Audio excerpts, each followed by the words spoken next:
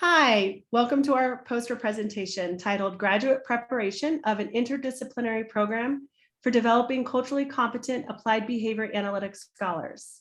We represent University of Northern Colorado. And in 2018, we were awarded a personnel preparation grant through the Office of Special Education to increase the number and improve the quality of personnel who are fully credentialed in applied behavior analysis to serve children, youth, and young adults with disabilities who have high intensity behavioral needs and are culturally, linguistically, and economically diverse. So the idea of this grant is that we would prepare a group of interdisciplinary scholars, 18 of whom will be in the MA Special Education program with an emphasis in applied behavior analysis, and 18 in the EDS program in school psychology.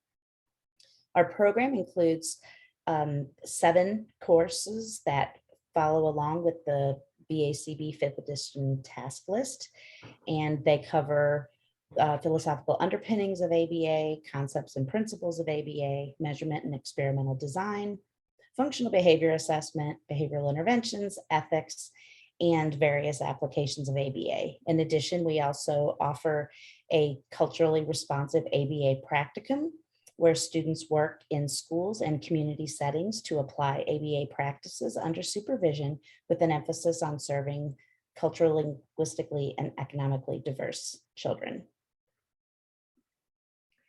And down below, you'll see we have our logic model for the grant, and we have short, medium, and long-term outcomes. The short-term outcomes were just described by my colleague.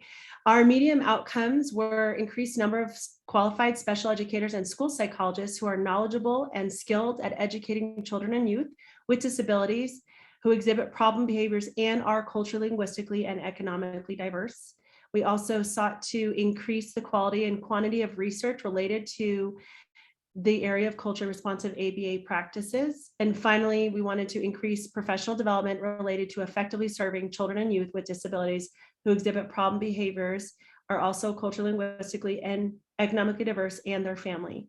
Our long-term outcomes are the improved educational outcomes for children and youth with disabilities who exhibit problem behaviors and are culturally, linguistically, and economically diverse, and improved post-school outcomes and quality of life for individuals with disabilities who exhibit problem behaviors and are culturally, linguistically, and economically diverse.